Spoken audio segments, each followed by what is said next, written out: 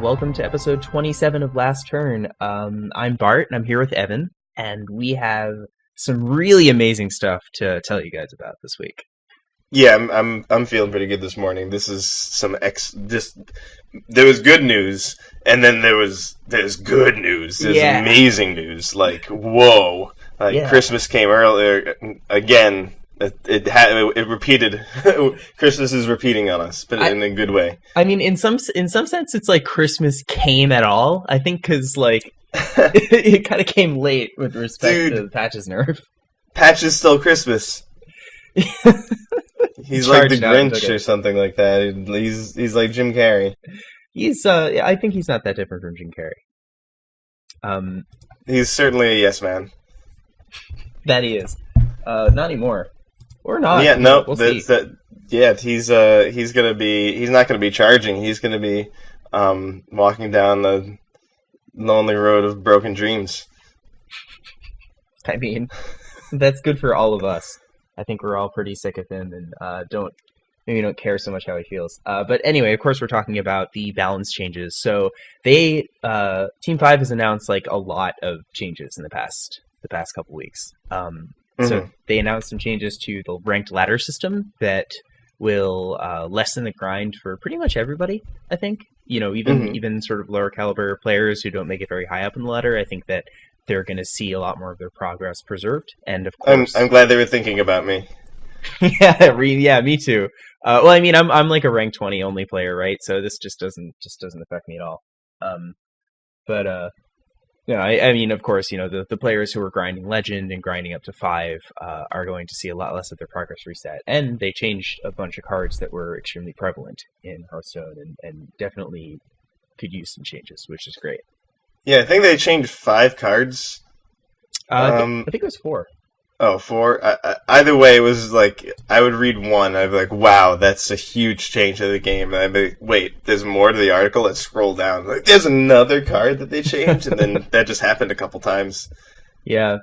Yeah, the cards they changed are all really significant, and they all have, like, Raz is sort of the odd person out, but, the other 3 cards all showed up in the same deck, and it's all pretty significant.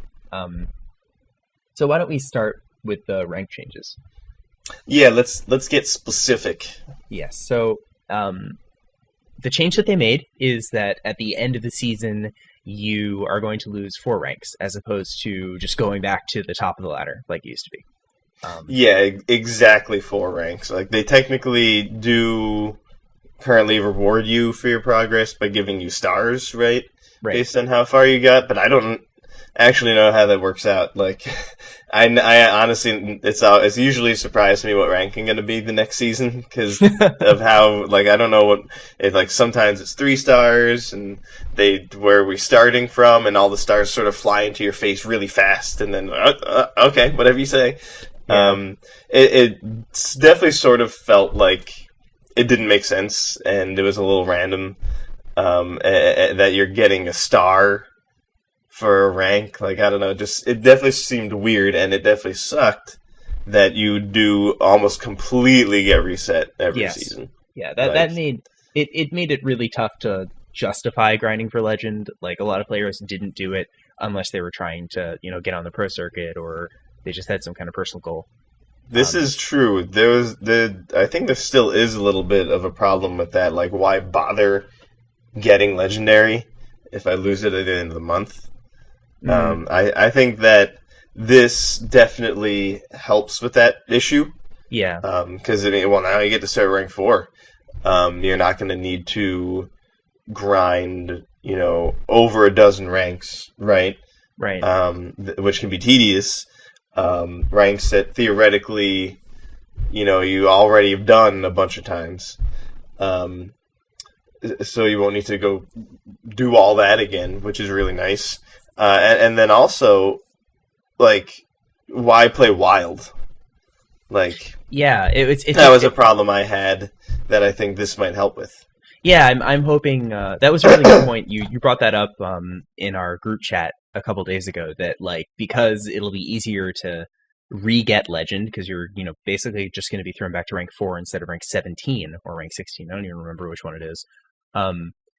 Because of that, you'll have time each month to either of course chase your dreams and get top 100 or play wild, which is something that I didn't consider at all, and that's something that I might end up doing because like high legend is interesting. I'd like to do it, but I might just prefer to sort of get double legend on the same account. That'd be pretty cool. That would be super cool. Definitely never even considered spending the time before, because it would definitely have meant 2 grinds up from the bottom. So another thing that a pro player brought up, I don't remember who, and this applies to very, very small fraction of Hearthstone players, is that it should be possible or easier to maintain legend on all 3 servers now. Yep. If that's something that you try to do, or something you consider doing, now you can go for that. Yep, totally. It's a lot more easily. It's overall really good. So there's one more change accompanying this, which is that, well, I guess there's like a few, but the most significant is that every rank is now 5 stars flat. Yeah, that actually was surprising, but I guess it makes sense given this change. Mm-hmm. I think so too. It flattens out the ladder a bit. I don't think that really affects the players who are getting to near legend because they're already sort of experiencing ranks like that. But except for rank 1, isn't that 6 stars? Or am I wrong? No. Okay. But it, I think overall it probably won't impact the newer players that much, and it might even be more cohesive. It almost, the lower ranks definitely felt less important, and I think maybe part of it was because they were only 3 stars. Maybe the lower ranks will actually feel like more of an accomplishment now. Yeah, that'll be nice. I hope so. I think this will go, like, one of the most common complaints that I saw, and I think this is part of the reason, is that, like, players who are trying to breach into the rank ladder are running into meta decks at, like, rank 18. They're queuing up at rank 18, they're seeing the same decks that we're all seeing at rank 5. And that's a huge deal. I think that this game has such a high barrier to entry as is. It's a game that I have a hard time recommending that people start because of the amount of sort of money you have to spend in order to be remotely competitive. But this goes a ways towards eliminating that. It means that maybe if you have a budget collection, you can actually take your budget collection towards a meaningful rank or up higher up on the ladder, which is nice. Yeah. I think that's a good thing. I hadn't thought about that. Yeah, well, it's easy. It's easy to forget when you have like this huge collection, and that's just not something you have to think about. But that's, I think, a really good thing for a lot of players. It's not just day 1 of the month that you fight meta decks at rank 16 or whatever.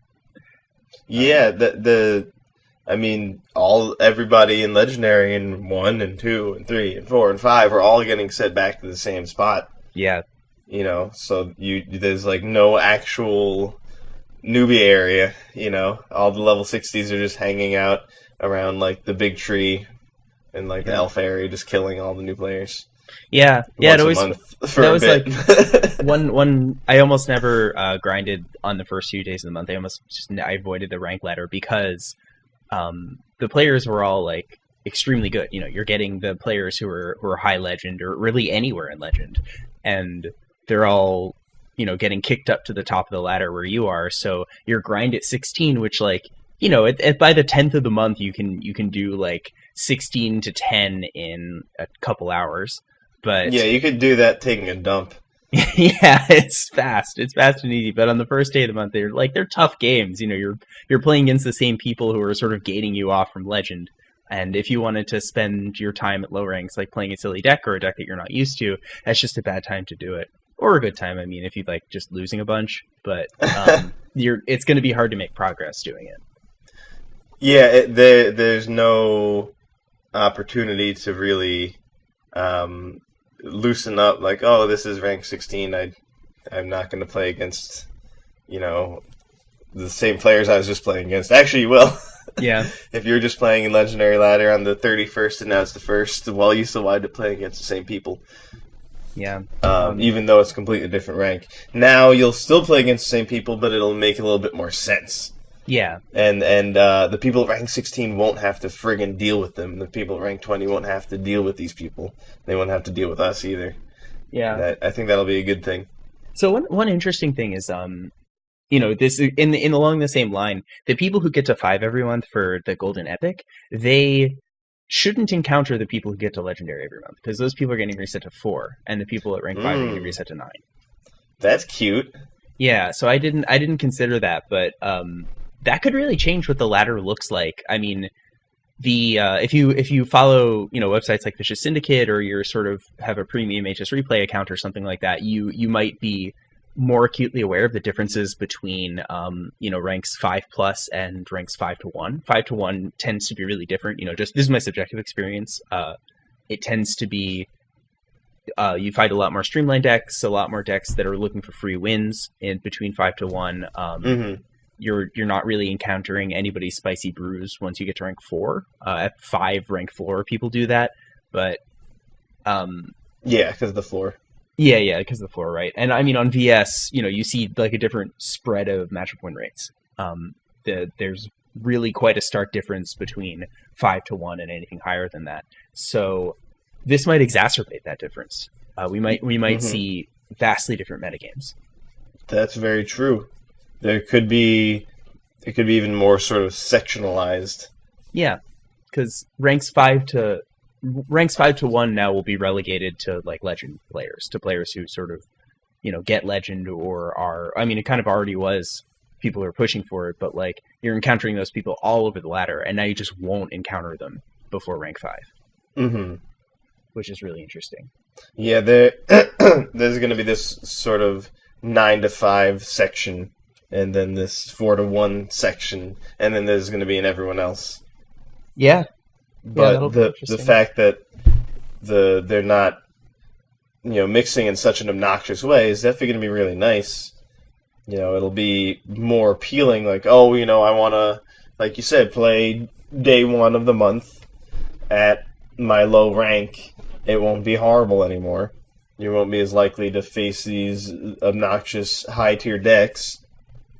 And, if you're a new player that, like you said, maybe is interested in being higher rank in the future, and maybe getting Legendary someday, as long as you can obtain 5 ranks a month, you can actually ascend. And as long as you get 4, you keep your place. So there's actually month-to-month progress you can make, which was basically completely impossible before. Yeah, that's something I'm really excited about. That's just, I think, really appealing to a newer player, and definitely really appealing to me. Another reason why I'm now probably going to start playing Wild, because I know that even if I'm getting Legendary and Standard, so I might not have that much time for Wild, as long as I can get 5 ranks, I'll be further ahead next month. Yeah, right. You just get to rank 10 because you're like pissing off a shaman or something. You'll get to keep that, which is pretty awesome. Yeah, you get some impossible to complete quests like play 50 warrior cards. Yeah, I've been sitting on that quest for like probably more than a week. I had seen you mention that. Yeah, it's really just brutal. I just make a wild deck that's 30 warrior class cards that cost like 0 and 1 and 2. I just don't want to do that. I want to play Hearthstone, Well, I usually climb with it in ranked wild ladder. Sure. Yeah, but if I'm playing wild, I want to play something sweet. I want to do something I can't do. I want to play like in a rage. That's just I don't want to do that. In King's Defender, it's better than Fiery War Axe. It is actually. That's a true statement now. These are rough times. It's a sad world we live in. I feel like I saw someone point out that this was what the Fire War Axe nerf should have been, essentially. Like, if you wanted to weaken pirate strategies and Pirate Warrior, nerf patches, not Fire War Axe.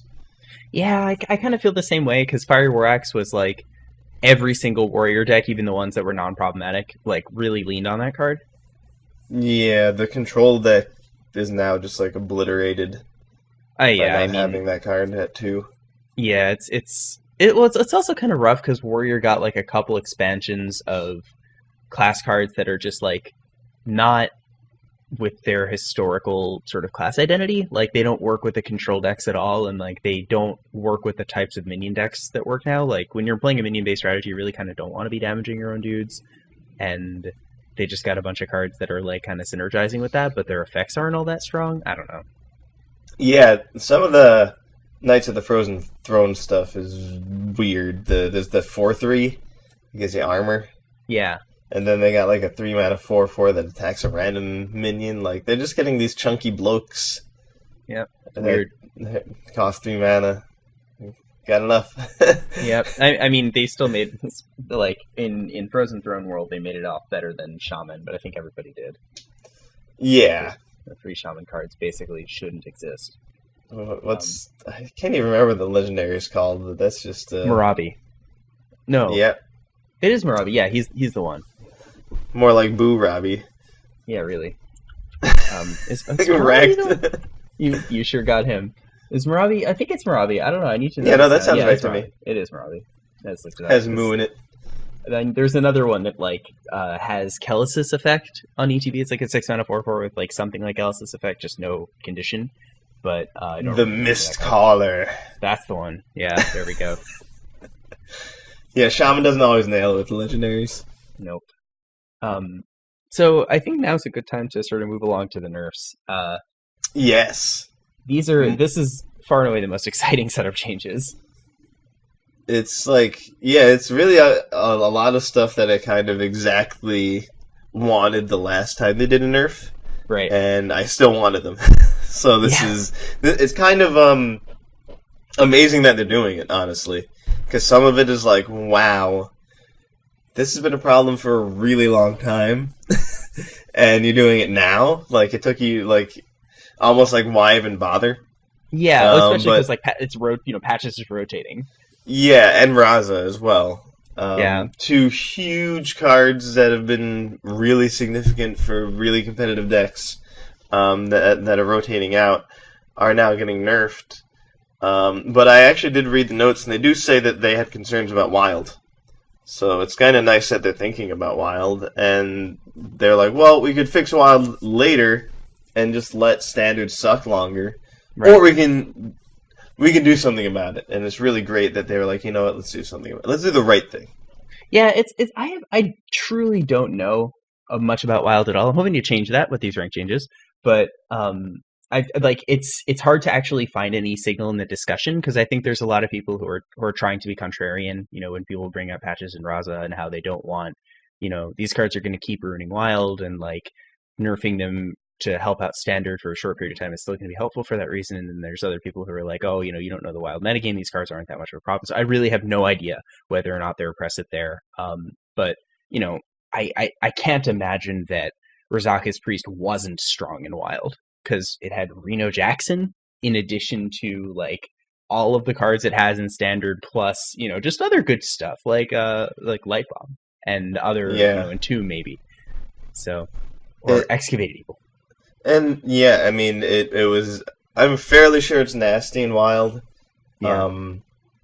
And you know, this has been mentioned before, but when a card is too oppressive like that, it also limits what they can design. Yeah, right. Like totally. If they wanted to make something that, like, you know, did something like Unstable Evolution, but in Priest, they wouldn't be able to do that with like the Razaka's combo. You just win with one card. You wouldn't even need Prophet Valen anymore. Like a Power Word Shield effect, but instead of drawing, it just puts a +0/+2 copy in your hand that turn. They just wouldn't be able to print it. So it would limit their ability to print stuff if Raza continued to be 100% reduction of your hero powers mana cost. Yeah, I agree. I mean, going to 50% is really drastic, but still probably what you needed. So I think that, you know, in general, the nerfs were sort of targeted towards Standard, which makes sense. You know, they hit 4 cards. I'm sure everybody listening already knows this. Bone Mare, Quarter Creeper, Patches, and Raza. A lot of these nerfs, you know, 3 out of 4 of them were targeting like a pretty toxic kind of deck that just showed up in every class, that just ran, you know, Bone Mare, Quarter Creeper, and Patches. And the last nerf is targeting Razaka's Priest specifically. it almost is reminiscent of Yu-Gi-Oh! And like all the decks are the same, and even when there like were a couple, like at first literally every deck was the same, there was only one. And then eventually maybe there were a few, but like 30 of the cards were the same. These are some of those 30. These are some of those the three that are in the same toxic deck in different classes, right? It's some parts are different, but other parts are the same. These are some of those parts that were the same. And ultimately that's one of the great things about nerfing them. It should make decks more diverse. Yeah, I think I agree with that. I mean, because all neutral, right? Yeah. All the cards they target is neutral, which is like exactly the kind of card you want to target. It just has sort of the broadest impact. I mean, there was this like toxic mid-range deck that existed, which is based on sort of early tempo swings with like South Sea Captain and patches, and that made like 2/1s bad and all sorts of stuff. And then you just have these mid to late game plays in Corridor Creeper, Bone Mare, which are just really strong cards, plus Cobalt Scalebane, which is also really strong but a little more fair. And that class is that there's nothing wrong with that deck as a in isolation. If the one class is running that deck, like it's okay. Mid-range decks are fine; they're not toxic.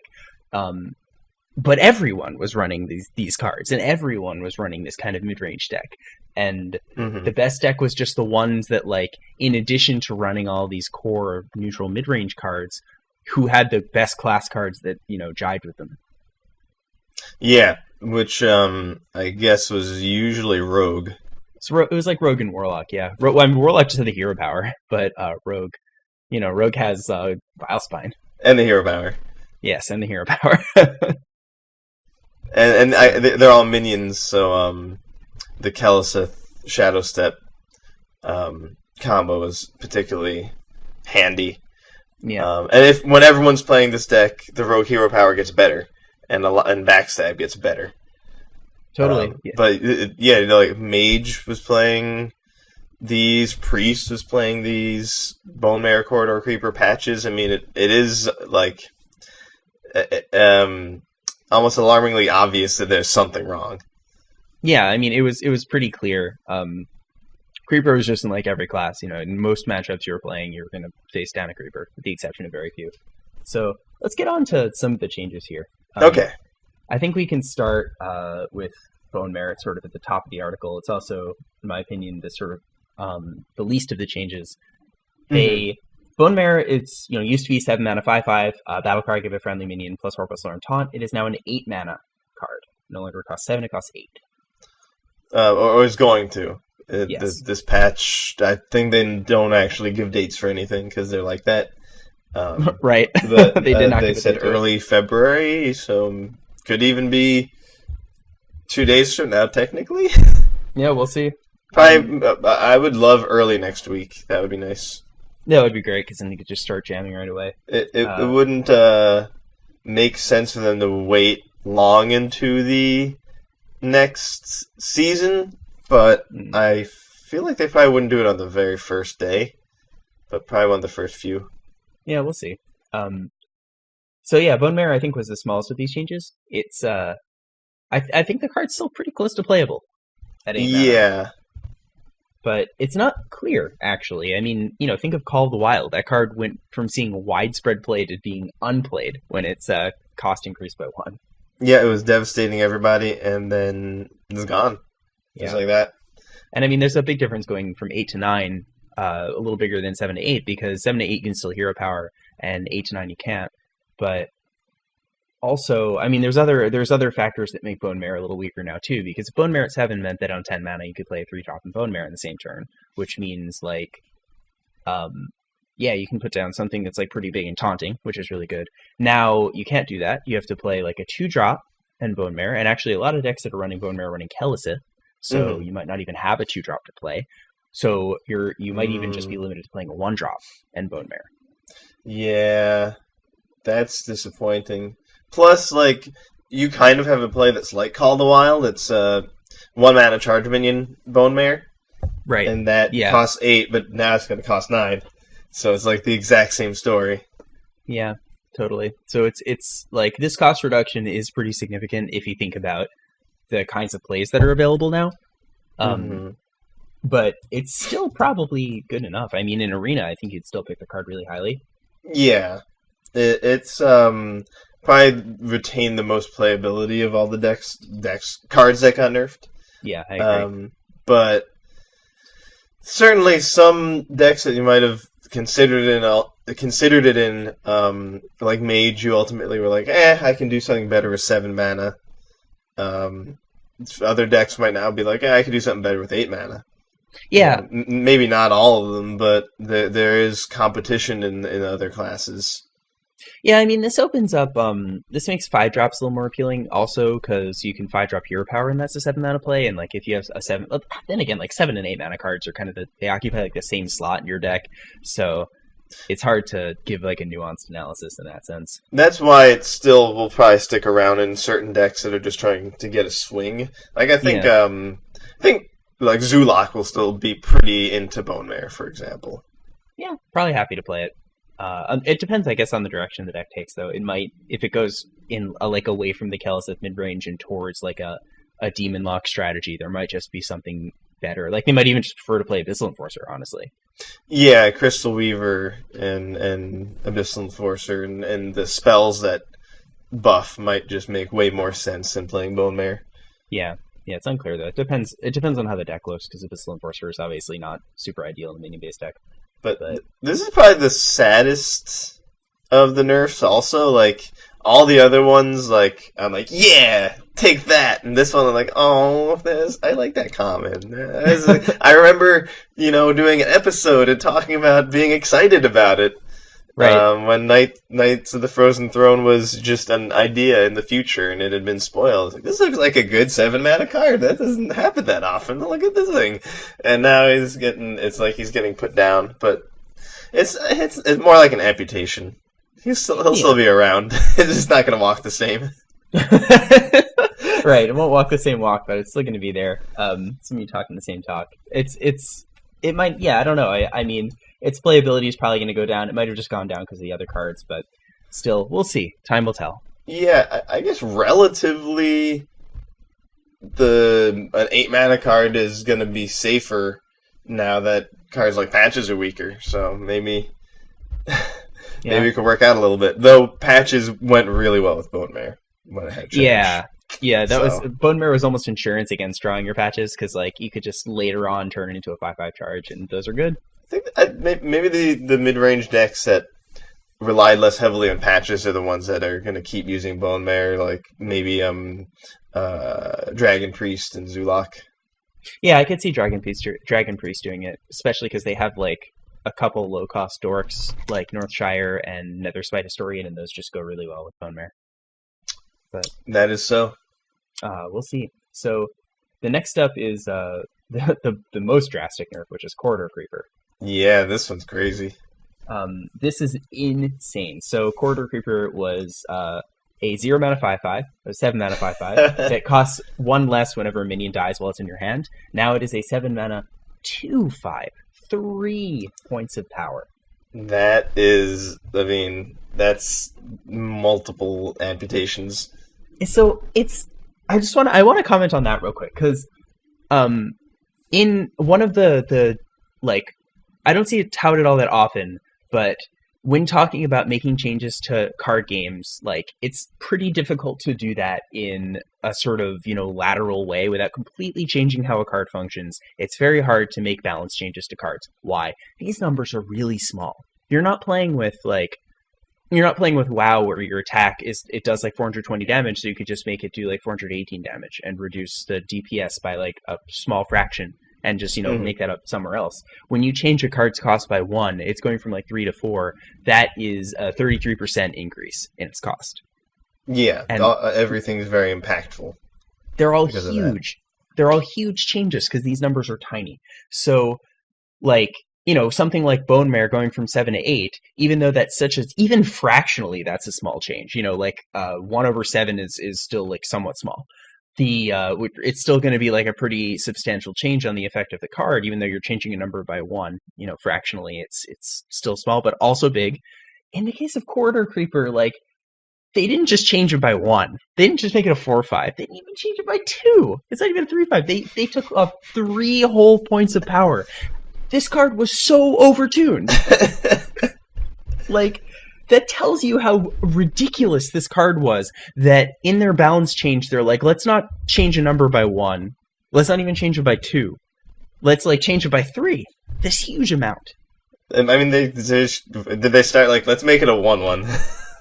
Like, okay, yeah. That's too low. How about a 2/2? That's closer.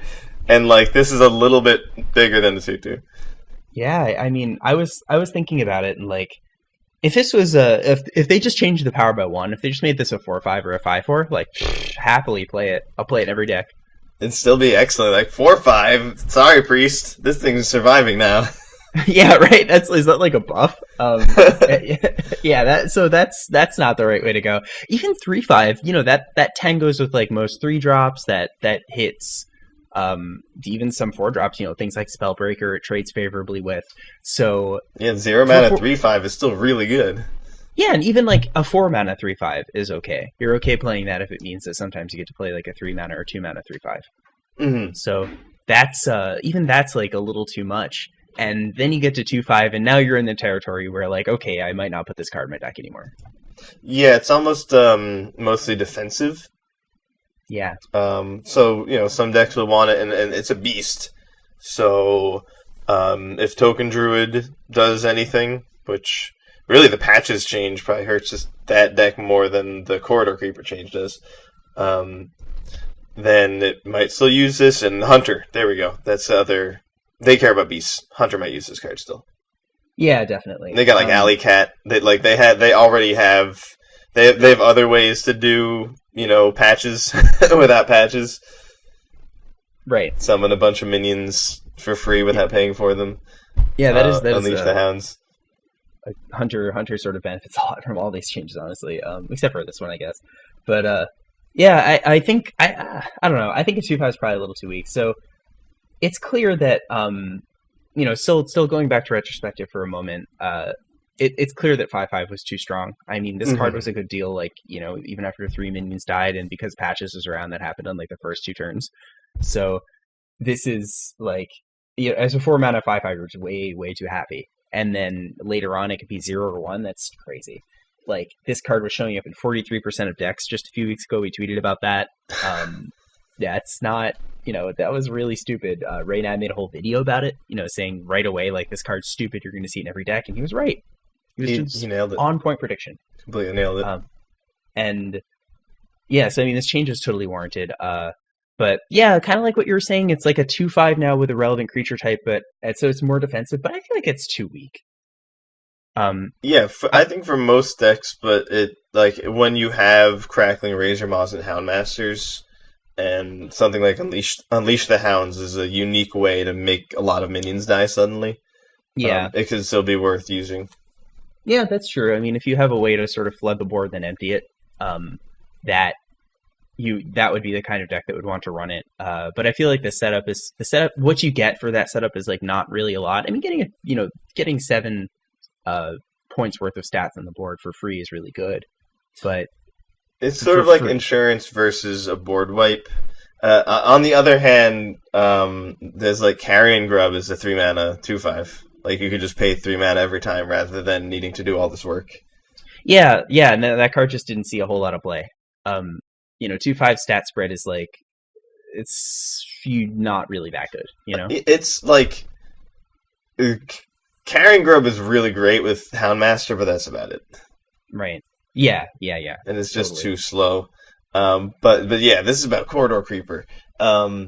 If you compare it to other nerfs of overtuned cards, like there's a couple good, decent examples at least of minions losing power.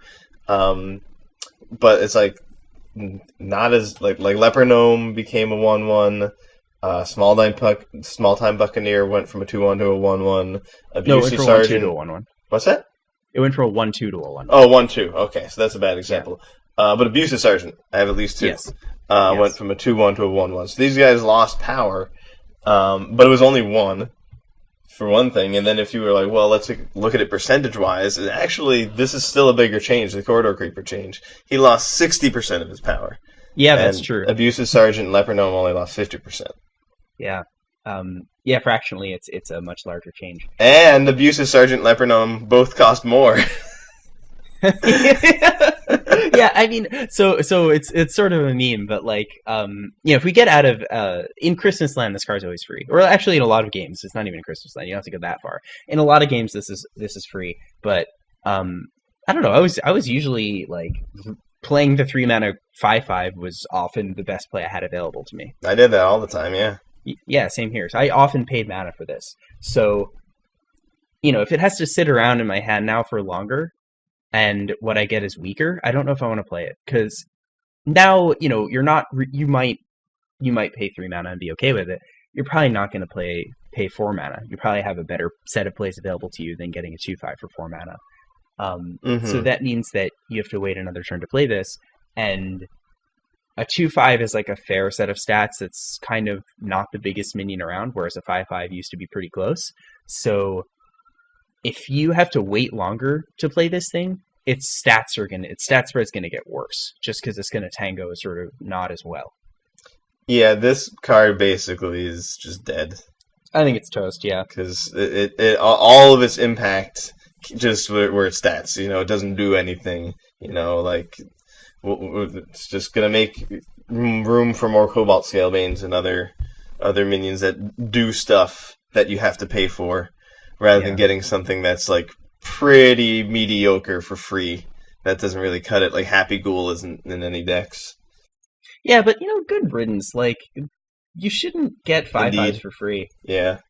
Yeah, you just like free cards are what undercosted stuff is what screws up card games. That's what makes like brokenly powerful stuff happen. Look in Legacy or Vintage and Magic. It's all just like undercosted stuff. Yeah, things that they accidentally made way too inexpensive, like Monastery Mentor.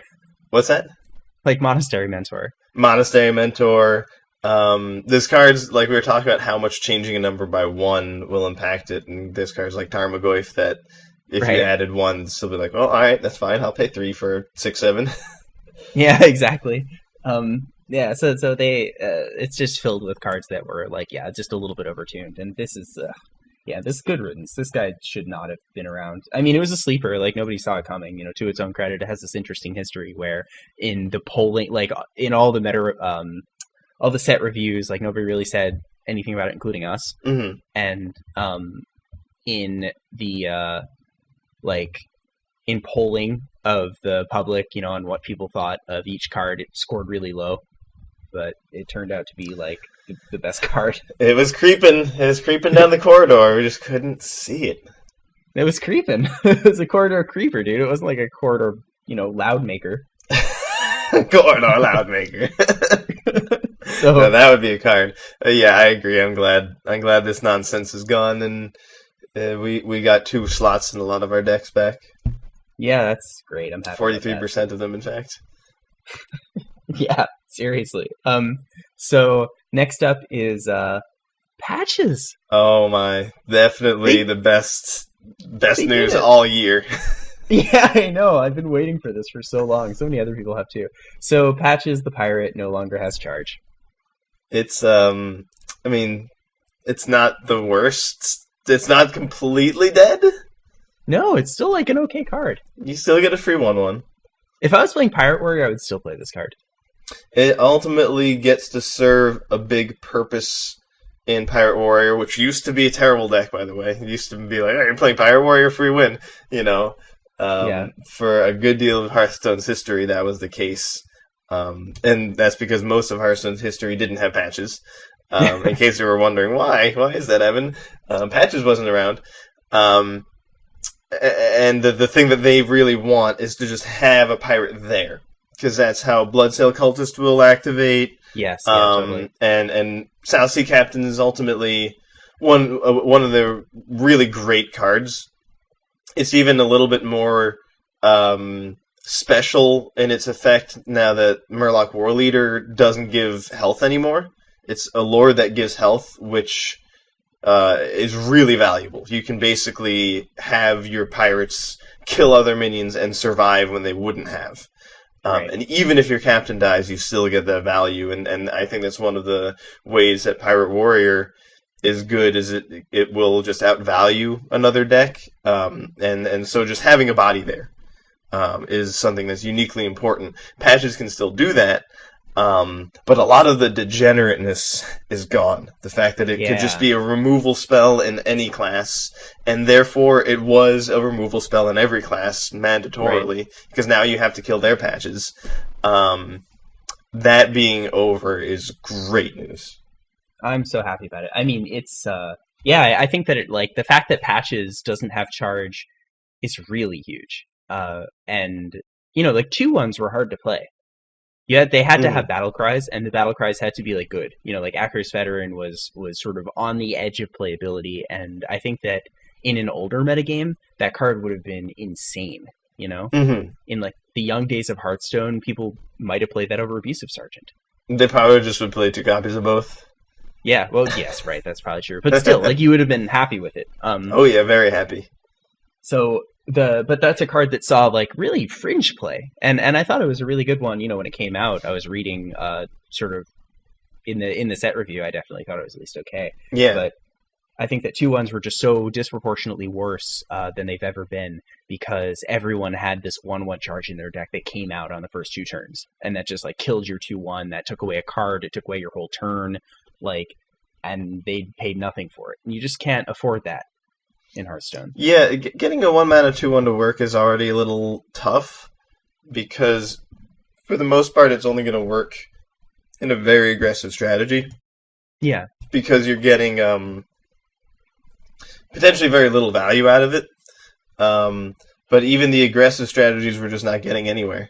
They weren't that's getting closer to killing their opponent, because they would spend a card, you're spending a whole card, and then your opponent doesn't, and they kill your guy.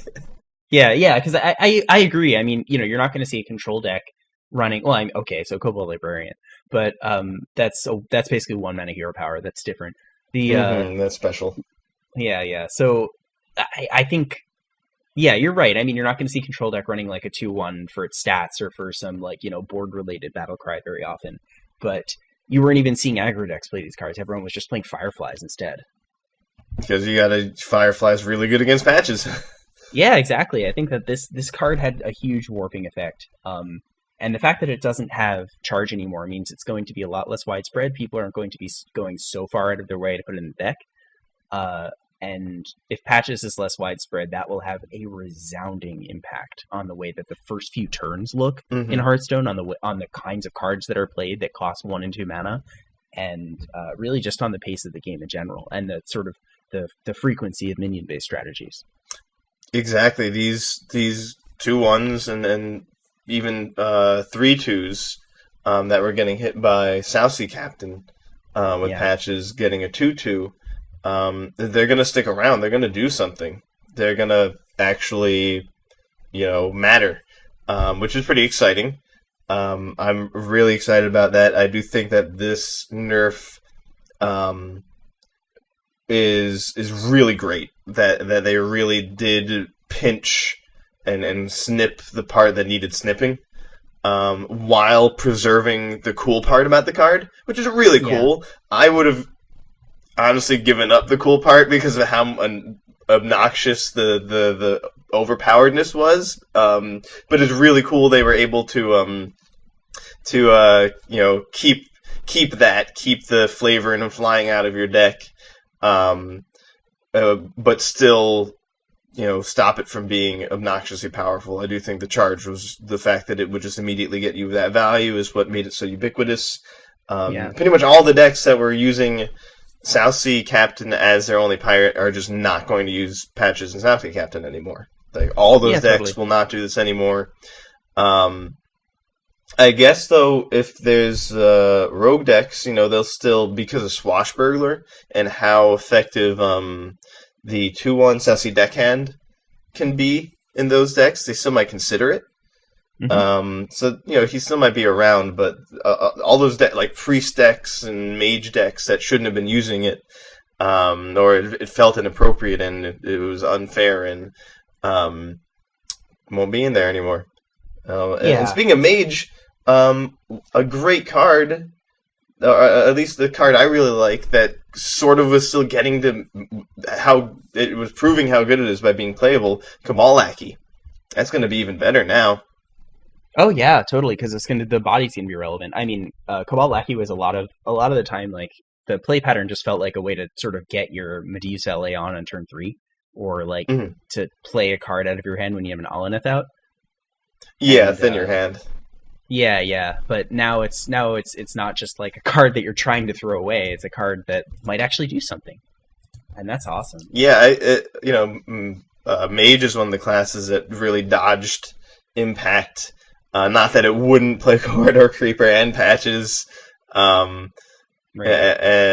I probably not Bone Mare mostly because of how good Firelens Portal is, but technically the Mage decks will look a little bit different, but I think they're one of the happier classes about these changes. Yeah, I mean, the old Secret Mage decks did run Bone Mare, but like with Alaneth, you don't run it. And I don't see any reason to run it now. Even, you're taking out Corridor Creeper, you have 2 more slots, but like you can put something in those slots. And you're not going to put an 8 mana Bone Mare in it. Like if 7 mana Bone Mare wasn't cutting it, 8 mana Bone Mare's not cutting it. Yep. And yeah, with the slower first few turns, that big Mage deck, big Spell Mage, that might actually be more of a realistic strategy now that you're not getting hammered by charge minions turn 1. Yeah, it might be a lot better. So that I think brings us nicely to our next change, which is Raza. So, let's talk quickly about the Priest deck. So this, Razakis Priest is a deck that's been around for a while now.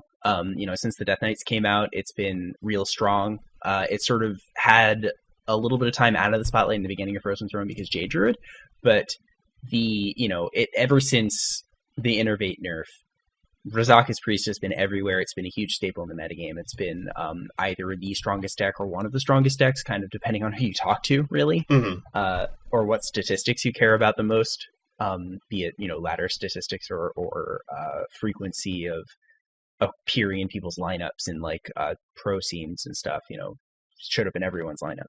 So Razakis Priest has been absurd. Why is this deck so good? Okay, well, it can beat aggro decks. You can build the deck so that it can farm minion-based decks with just board wipes and 2-for-1 after 2-for-1 after 2-for-1, and you just win the game eventually. After you keep 2-for-1ing your opponent this many times, you can beat them down with pretty much anything. Plus you had this like instant win combo in your deck of Raza, Anduin, and a couple turns later Prophet Veil and Mind Blast and like another card. So, or even if you don't have the combo, like if you just play Anduin against almost any minion-based strategy, you go from 2-for-1ing them to 3-for-1ing them, or just 0-for-1ing them. You just clear their cards are so flimsy compared to your hero power. Even if you don't have the combo, that at that point they're not going to be able to pick up steam anymore, and their game is basically over. So you can just get even just that and 8 mana. You need a huge chunky board to win through an Anduin, and that deck's really good at making sure you don't have that, and it just has so many board wipes that like you just won't ever get it. So it did a really good job against minion-based decks, and but also it did really well against control decks because it had an instant win combo in it. Yeah, those are just like classically really good against a control deck, especially if there's like no interaction with. No interaction here. It's up to 30 and change damage from hand, and it is like none of it's through attacks, so taunt minions don't do anything. It was like it just made it really impossible to play a slow strategy, a strategy that depended on the game going late, so that you could outvalue your opponent and just like chunk them down with some sort of incredibly incremental win condition, like a fatigue deck, or even just like a handlock type strategy. You couldn't run those kind of decks because Razakis was around to tell you that like, no, you actually need to win by now or I win. Yep. So it set a clock. It said like, you got to win by this time, and if you don't, I win. And it doesn't really matter what you're doing. If you freeze me, even if you get some armor, I'll just do more damage. Yep. And then also at the same time, it can also play the gradual game. You know, like so that like why play a different control deck and play it this gradual if the game goes long enough I win kind of strategy when you could play Rizaka's Priest and have that plus also the instant win. Yeah, that's pretty much exactly right. There's just no reason to play a different strategy that's going slow. So this deck had what I mean, so let's think about that statement. There's just no reason to play another strategy that goes slow, and that's because Rizaka's Priest is around. So there's a whole breed of deck that just barely saw play. Even Jade Druid saw a reduction in play, and that was like classically the deck that would put the clock on you. That would be like, I'm going to draw my entire deck and start using Jade Idol, and you're not going to be able to beat that, so you better beat me. And Rizaka's was around, plus all these other oppressive mid-range strategies, just sort of knocking that deck around. I think it'll be a lot better now. Yep, but Jade Druid should be coming out pretty great after this, and there are also plenty of other like pretty awesome priest cards and priest strategies that just why do that? Yep. Yeah, exactly. Like we might see more sort of spiteful dragon priest, which is cool. So the Raza change specifically is that rather than your hero power costing 0 on its battle cry, it now costs 1. And I mean, it's still a cool card. Yeah, it's still good. If you're playing Singleton, I think you're happy to play the card. You probably still will want to make room for it, especially in Wild. You get to upgrade your hero power with Justicar if you want to. And it's still really, really, really good with Anduin. Oh yeah. Yeah, I think in something like Wild it's actually like probably still fine because you have cards like Reno Jackson and just more board wipes that are quality, so like you can afford to take a longer time to beat your opponent. But what this change really means is that you just don't have this Prophet Velen like 25 damage, 24 damage burst from hand anymore. Yeah, the obnoxious instant wins are really stopped. Yes. You really actually need to have a bunch of cards with a bunch of mana to win, which sounds fair, right? Yeah, right. Yeah. It stops the sort of instant uninteractable win, or at least makes it a little harder. It makes it take several more turns. So that's really good. That's a big hit to the deck. You can still play, this strategy, and you can still get a ton of value out of it if you really want to. But it's not going to have this auto win condition in it necessarily, or at least if it has one, it's going to take another turn. Mm-hmm. So I think that's I think it's fair and balanced. I like this change a lot. I think it's a really good one. Yeah, once again, they still sort of let the card do what it feels like it should do and what feels right and flavorful and stuff, but stopped the absolute most unpleasant, unfun thing, which were those instant wins, and that's really what made, if a control deck can beat an aggro deck, that's cool. That's competition. That's what we want. Now make an aggro deck that beats a control deck. Don't come crying to me. Play the game. Right. But when a control deck is just beating every other control deck, well, then that's a monopoly. That's the opposite of competition. That's not fun. So this should really help there be more interesting control decks, which is fun. And more priest decks that are not just the same one over and over and over again. Yeah, I mean that's it's nice to see sort of priest reclaim its card pool, away from this deck, so that it can maybe play other types of control strategies. Possibly that'll be really cool to see a non-Rizaka's control strategy, or even just some minion based strategies. We saw those come around, but other control decks coming around is a good thing too. Yeah, and there's a little. You go first. Go on. I was actually going to change topic slightly, so you should go. I was going to say that it's cool they were able to spare Shadow Reaper Anduin, because it sort of feels like he's the problem, but really that card on its own is not a problem. It was that 0. It was that completely free hero power, and it's nice that they were able to not nerf a pretty cool, fun, good card from being too unfair. Like in Big Priest, they wouldn't play Raza, but they play Anduin, and it was good, but it wasn't unfair. Exactly. Yeah, so I think that's a good thing. I feel the same way, and I think they don't want to touch the Death Knights. I mean, those are flagship cards. At this point, Raza's tired, so they're a lot happier to touch it. Yeah, this is true. But So there is a bit of a dark cloud, literally here. There's the Void Lord. So that is a card that, I'm not saying a lot of people complaining that they missed the opportunity to nerf Warlock and we're going to be in a Q-block world now. That might be true. This has actually kind of happened in the past. So a good example of this is like after the last round of nerfs, a lot of pros were saying like, we're just going to be in a Razakis Priest world. And they were completely right. It did take a little bit of time. The metagame had to adapt and evolve. But after a month or two, we really were in a Razakis world and we had been until now. So that might happen again. We might just be in that Q-block world. But on the other hand, because Razakis is no longer here, people can play other control decks now. Q-block is one of them. They could play, that's kind of a sort of mid-rangey control combo deck. But there's other types of control decks that you can afford to play now that are maybe less consistent than Razakis, but do something similar, like Quest Mage, or Big Spell Mage. So maybe it's not just going to be people, cubing constantly, because the other slow decks will be there to sort of check Q-block. Yeah, it's definitely hard to predict.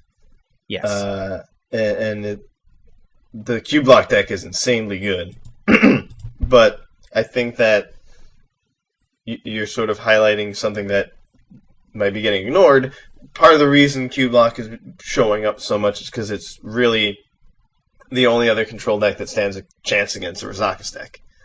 Yes. So once Razakis is taken out of the picture, then there could be plenty of other control decks that can beat Q-block, potentially.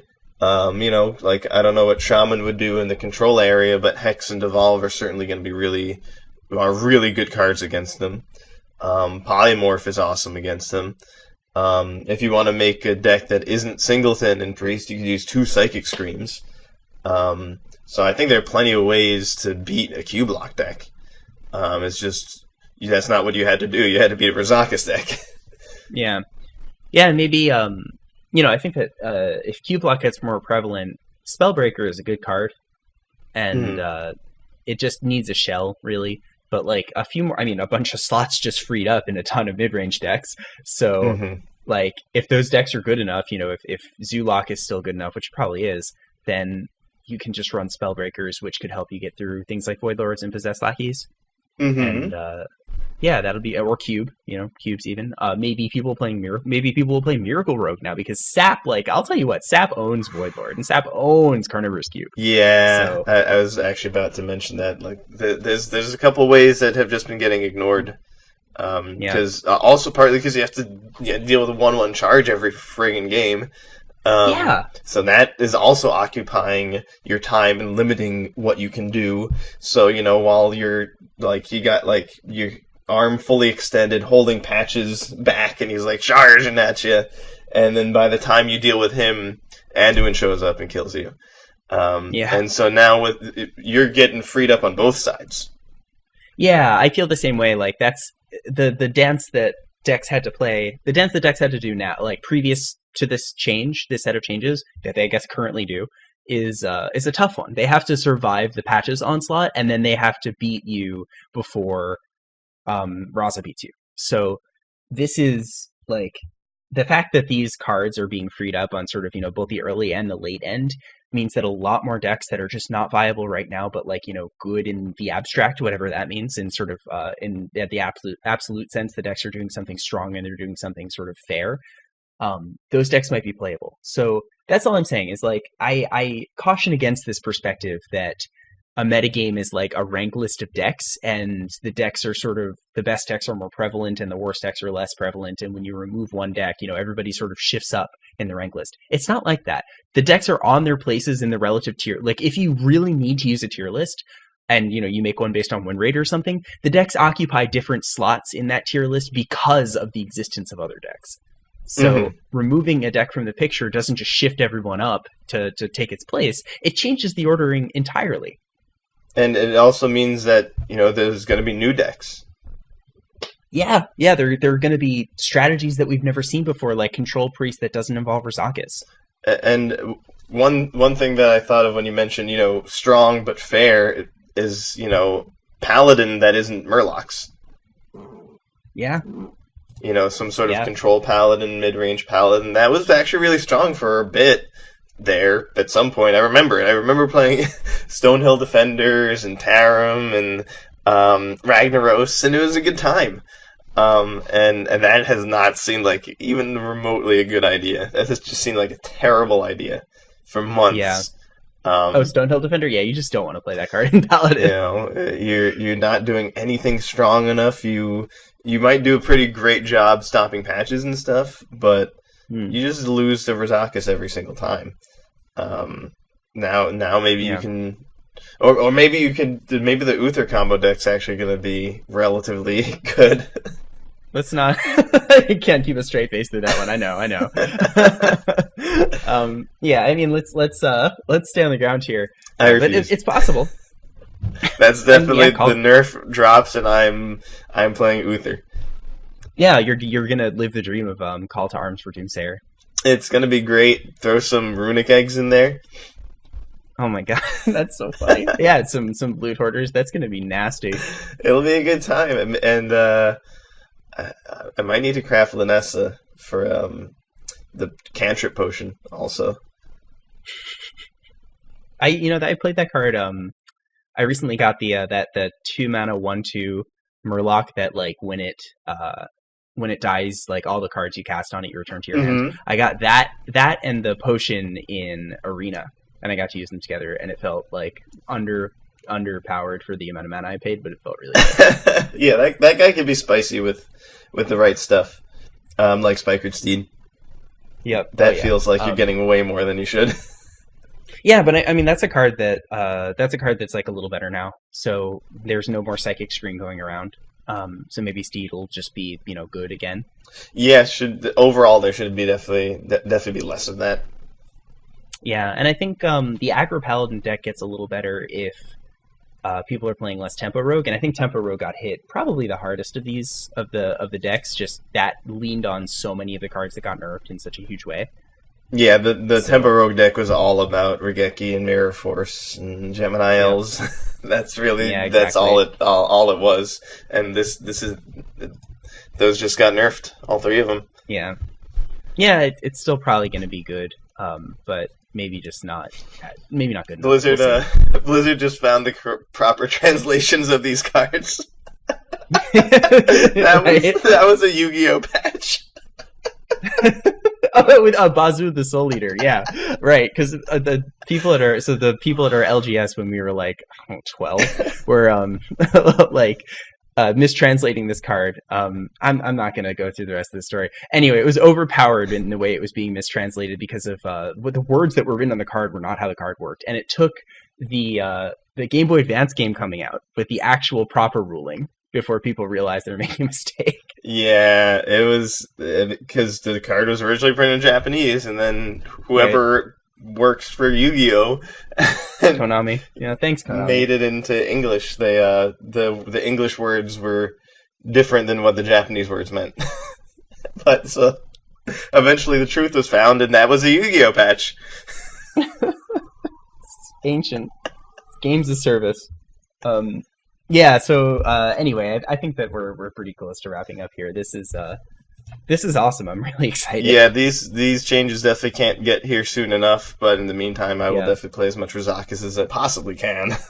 Yeah, I feel the same way. I want to just go sort of, get those priest wins while I can. Maybe throw Corridor Creeper in my Razakis deck. I mean, you could do that. You could play the Tempo Razakis priest deck. That is a deck. I still have that built. Maybe I just got to jam that just in solidarity.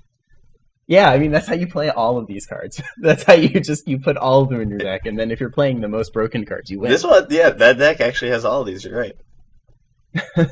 It's pretty awesome. How do you feel about wrapping up? I think that we covered it. These changes are just sweet. The rank. I mean, everything is really about ranked, but ultimately it means that the field is going to be a lot more open, and you're going to be able to do a lot more in it. So it's just really awesome news. Yeah, I look forward to talking about the new metagame. Very excited. That's going to be sweet. Oh, yeah. New metagame. Oh, my God. Music to my ears. I know, aren't those words? Is that music? Isn't that just musical words? New metagame. We get a change. I've been waiting for this. I've been like, oh my god, the next expansion can't come out soon enough.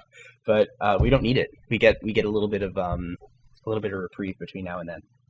Praise be to Brood. So if you want some additional reprieve, you can come find us on twitter.com/LastTurnHS or facebook.com/LastTurnHS. As always, you can find our stuff on iTunes or on SoundCloud. Mm-hmm. We have a YouTube channel. You can find us there. You can get us on Google Play. So lots of places you can find us. You can go to lastturnhs.com, and we have links to a lot of our sort of content distributing websites there. Yeah, catch us on the internet. Find us. Talk to us. Tweet us. Message us. You should MySpace us. Yeah. Just hit us up. It's Tom is our handle on MySpace. We have a lot of friends. We're very popular. There. Yeah. Anyway, that's been your business insider news. We'll catch you guys next turn. See you next turn.